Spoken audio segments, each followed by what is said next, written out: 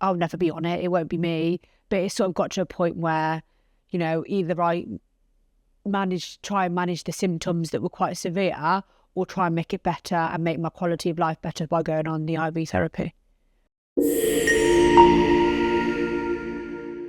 I transitioned onto IV therapy on the 31st of October 2023. So I was diagnosed with PH in May 2018, and I initially just started on tadalafil and ambrisentan. So I managed pretty well on the tablets, I'd say up until about a year and a half ago. And then I found that I started to struggle with my symptoms. I was more breathless, fatigue was quite high. And so the discussion was sort of had then about going on to IV therapy. I was gutted, I think, because I'd put it off for so long. I'd, sort of felt like, oh, I'll never be on it. It won't be me. But it sort of got to a point where, either I try and manage the symptoms that were quite severe, or try and make it better and make my quality of life better by going on the IV therapy. I think having something attached to me was quite a big thing.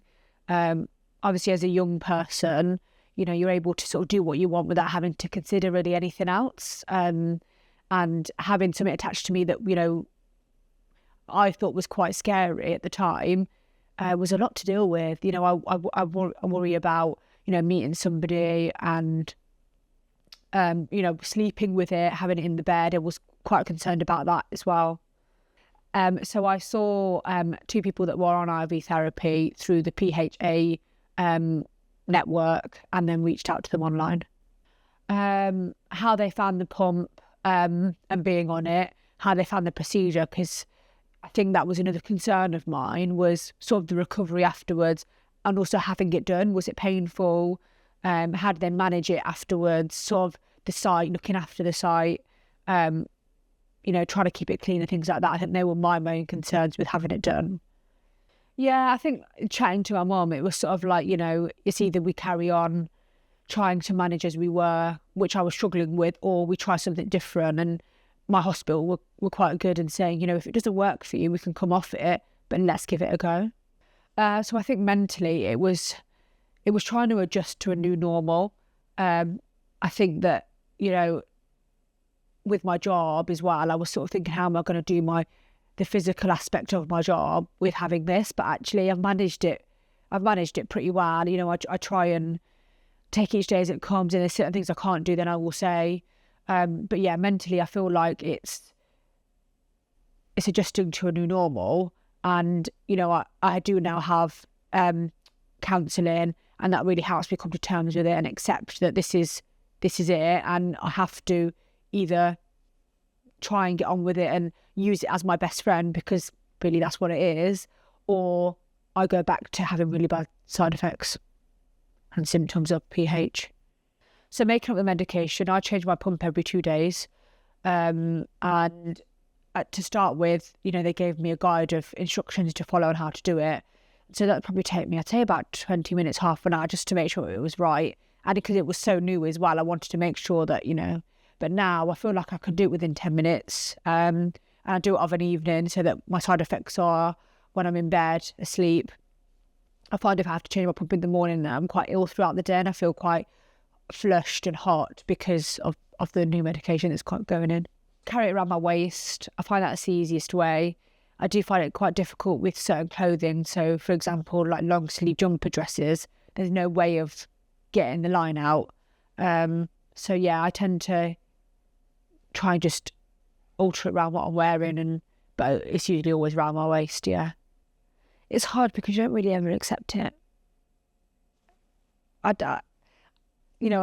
sometimes forget that it's there, but also I don't ever feel like I've ever gone, yeah, I've accepted it. I don't think I ever will accept it. I think it's just something I have to deal with, and having counselling, that's helped me deal with that, and realise that it's there to make me feel better, and and if it could be smaller, great, but it is what it is. I can't change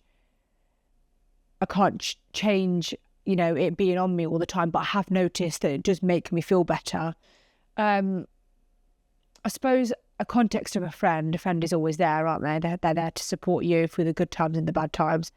And actually, this friend is there to help you through your bad times. You know, I was really ill before going on IV, so I think that it's really helped me have a bit more energy, sort of manage the fatigue, being able to do a little bit more, and have a better quality of life, because I feel like before that, my quality of life wasn't very existent. You know, I couldn't go on nights out with friends because I was just so tired. I met a girl called Sophie through some of the work that PHA did with her, and I read like her column in the magazine. So I reached out to her on social media and we sort of just started chatting. I reached out before when I was told I had to go on the pump, and then when I'd had it and stuff, and we FaceTime regularly. And it was nice to see her aspect on it, and her pump's slightly different because she changes hers every day. But it was nice. So I went up and saw her, and it was nice to chat to her and her mum about how she manages and how she's been feeling on it. My advice to somebody who would be where I was a year ago, before starting on the IV therapy, would be reaching out to people who are already on it. I feel like talking about it, and, you know, for somebody who's been on it, you know, over a year and you're just about to go on to it, is really beneficial. I feel like it allows you to really express how you're feeling, because more so often than not, somebody else will have felt how you felt. And I feel like it's really important to just talk. Communication is so important. I found that really beneficial for me. And yeah, take on board all the training, you know, try and make the most of all the training that they offer you. And yeah, I think communication is one of the most important things before going on to IV, because you will have so many questions. So I think being on the line nearly a year, looking at what the future sort of holds. I'm in the process of buying my first house, which is really exciting, but also have concerns about meeting somebody. And, you know, I feel like it's not just me that I need to introduce, it's also the pump. But obviously speaking to people that are on the pump and who have partners have said it's never been an issue for them. So it sort of gives me a little bit of hope that there is somebody out there for everybody.